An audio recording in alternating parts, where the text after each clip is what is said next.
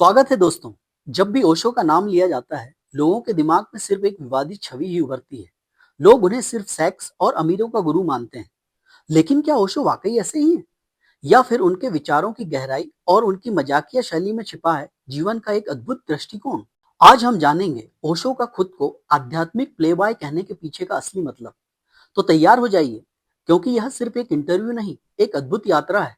दोस्तों, आज मैं आपको एक ऐसी सोच से रूबरू कराने जा रहा हूँ जो पुरानी धारणाओं को तोड़ती है और जिंदगी को एक नए नजरिए से जीने का तरीका सिखाती है। क्या आप जानते हैं कि आध्यात्मिकता और भौतिकता एक दूसरे के दुश्मन नहीं, बल्कि साथी भी हो सकते हैं? तो तैयार हो जाइए, क्योंकि आज हम बात करेंगे ऐसे आध्यात्मिक प्लेबॉय की, उनकी दुनिया की, जहाँ ध्यान, प्रेम और आनंद एक साथ चलते हैं। रिपोर्टर: क्या आप कहते हैं कि मैं एक आध्यात्मिक प्लेबॉय हूँ? प्रेम एक मुक्ति है, मौन शब्दों से बेहतर है। लेकिन आपके दुश्मन और आलोचक कहते हैं कि आपके आंदोलन द्वारा प्रोत्साहित की जा रही कुछ प्रथाएं किसी आध्यात्मिकता से नहीं, बल्कि प्लेबॉय मिस्टर हैफनर से प्रेरित लगती हैं। इस पर आपकी क्या प्रतिक्रिया है? ओशो: कहीं कुछ गड़बड़ है। मैं खुद को जोरबा द बुद्ध कहता हूँ, और यही मेरे पूरे जीवन का प्रयास है, जोरबा और बुद्ध को करीब लाना। मैं आध्यात्मिक और भौतिकता का द्वंद्व नहीं चाहता। मैं आध्यात्मिक और भौतिक जगत को पूरे एक रूप में चाहता हूँ। वे एक ही हैं। यह विभाजन मानवता में एक विखंडित अवस्था पैदा करता है, और सभी धर्म इस अर्थ में अपराधी हैं। उन्होंने मनुष्य में विभाजन पैदा कर दिया है। दुनिया के सभी धर्म कहते हैं, आपका शरीर अलग है, आपकी आत्मा अलग है। तुम्हें शरीर से लड़ना होगा, तुम्हें ब्रह्मचारी रहना होगा, तुम्हें उपवास करना होगा, तुम्हें शरीर को कष्ट देना होगा। जितना अधिक तुम उसे कष्ट दोगे, तुम उतने ही अधिक आध्यात्मिक होगे। मेरे लिए यह सिर्फ बकवास है, कोरी बकवास। शरीर को कष्ट देने की कोई आवश्यकता नहीं है, क्योंकि शरीर और आत्मा दो चीजें नहीं है, अस्तित्व एक है।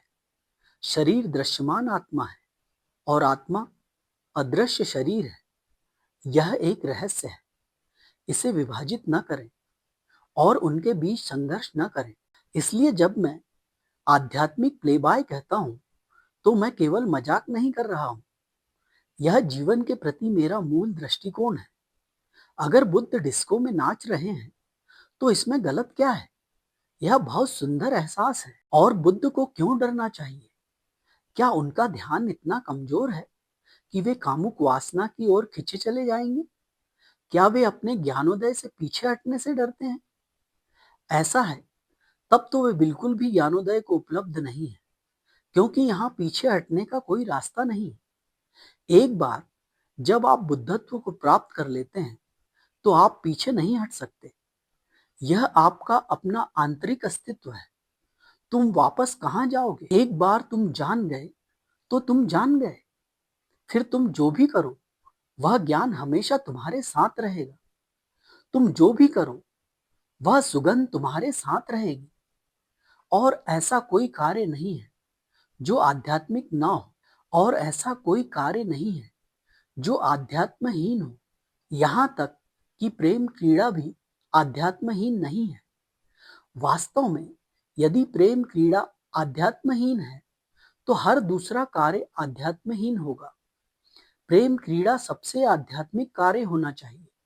यह बहुत नाजुक, बहुत कोमल है। लेकिन धर्मों ने विभाजन कर दिया है, और एक तरफ संत पैदा कर दिए हैं जो सिर्फ सूखी हड्डियां हैं, और दूसरी तरफ पापी। अगर मुझे चुनना पड़े, मैं चुनना नहीं चाहता, लेकिन फिर भी मुझे चुनना पड़े, तो मैं संतों के बजाय पापियों के साथ रहना पसंद करूंगा। संत बदबूदार है, पापी कम से कम रंगीन लोग तो होते ही। अगर सभी पापी नरक में जाए, तो नरक दुनिया की सबसे खूबसूरत जगह होनी चाहिए, और स्वर्ग सबसे बदसूरत होगा, क्योंकि वे सभी मृत सूखी हड्डियां, लंबे चेहरे वहां हमेशा के लिए बैठे रहेंगे, जो कुछ भी नहीं करते। कोई मनोरंजन नहीं, कोई नृत्य नहीं, कोई संगीत नहीं, यहाँ तक कि फुटबॉल मैच भी नहीं, कोई ओलंपिक नहीं। संत ऐसी चीजों में भाग नहीं लेते। वे शराब नहीं पी सकते, वे धूम्रपान नहीं कर सकते। वे क्या करते हैं? बस प्रार्थना करते हैं और भगवान को सताते हैं। उन्होंने बेचारे भगवान को बहुत पहले ही मार दिया होगा। लेकिन नरक में मैं दुनिया के सभी खूबसूरत लोगों को देख सकता हूँ। लाओ त्से वहां होगा, च्वांग त्सु वहां होगा, गौतम बुद्ध वहां होंगे, क्योंकि वे ईश्वर में विश्वास नहीं करते थे। वे नास्तिक थे। बर्ट्रेड रसेल वहां होंगे, सुकरात वहां होंगे, प्लेटो और अरस्तु और हेराक्लिटस सभी महान चित्रकार, वान गॉग, पिकासो सभी महान विचारक, जिन पॉल सार्त्र, जैस्पर्स। नरक एक वास्तविक कंपनी होगी और बहुत रंगीन। उमर खयाम वहां होंगे और सभी तरह के रसीले लोग, पूरा हॉलीवुड, सभी अभिनेता, सभी अभिनेत्रियां, सभी महान शोमैन, सभी कार्निवल सर्कस। नरक अंत से अंत तक एक जबरदस्त आनंदमय होगा। मैं चुनना नहीं चाहता। मैं चाहता हूं कि वे सब मिल जाएं। मैं सिर्फ एक जगह चाहता हूं जहां संत फिर से जीवित हो सके, सांस लेना शुरू कर सके, नाचना शुरू कर सके, प्यार करना शुरू कर सके, आध्यात्मिक प्ले बॉय बन सके। दोस्तों, ये है ओशो जो जोरबा और बुद्ध को एक साथ जीते थे। एक ऐसा सफर जहां नृत्य, संगीत और प्रेम, ध्यान और अध्यात्म के साथ घुल मिल जाते हैं। ओशो हमें याद दिलाते हैं कि आध्यात्म और जीवन का हर पहलू एक है। उनकी बातें हमें एक नए नजरिए को अपनाने की प्रेरणा देती हैं। दोस्तों, अगर आपको यह वीडियो पसंद आया है तो मेरे चैनल को सब्सक्राइब कर इस वीडियो को लाइक करें और इस विचारशील यात्रा को अपने दोस्तों के साथ साझा भी जरूर करें। और याद रखिए, असली आध्यात्म वो है जो हर पल को पूरी तरह से जीने की कला सिखाए। तो चलिए, अगले वीडियो तक आप भी अपनी जिंदगी को आध्यात्मिक प्लेबॉय की तरह रंगीन और आनंदमय बनाइए। खुद से जुड़े रहें और जीवन को पूरी तरह से जिए। यही है ओशो का असली संदेश। ओशो ने कहा है, क्या तुमने सुना है, तुझ में ही खुदा है, क्या तुमको पता है। लोग तुम्हें बहलाते, मंदिर मस्जिद लुलाते, खुदा यही है रहता, तुमको वही बताते। मन्नत पूरी होगी, लालच तुम्हें वो देते, मानी बात न उनकी तो तुमको वही डराते। ओशो ने कहा है, क्या तुमने सुना है, तुझ में ही खुदा है, क्या तुमको पता है। पाप पुण्य के नाम पर ये आडंबर है रचते, दान दक्षिणा देने को मजबूर तुम्हें है करते।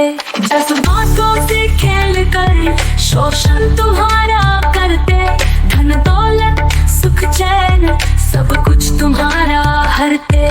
पैदा होते ही बच्चे पर धर्म का ठप्पा लगाते, स्वतंत्रता के नाम पर धर्म की बेड़ियां पहनाते।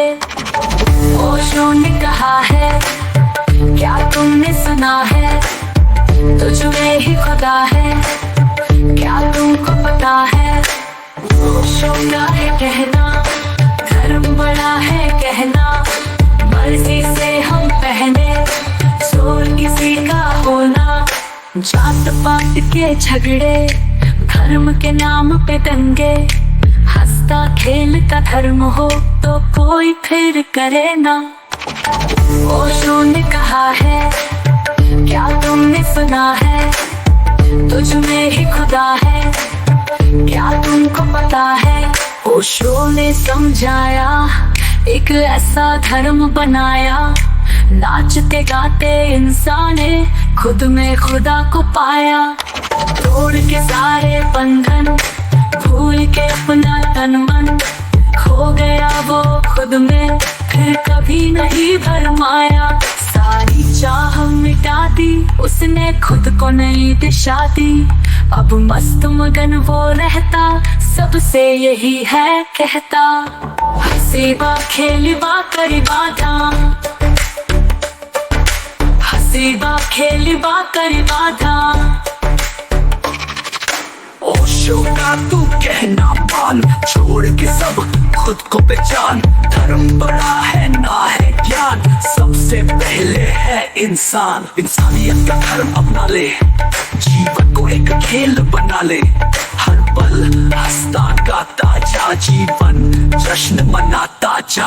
हंसी बा खेली बा करी बाधा, हंसी बा खेली बा करी बाधा,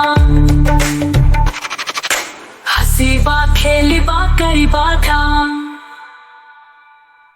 हंसी बा खेली बा करी बाधा।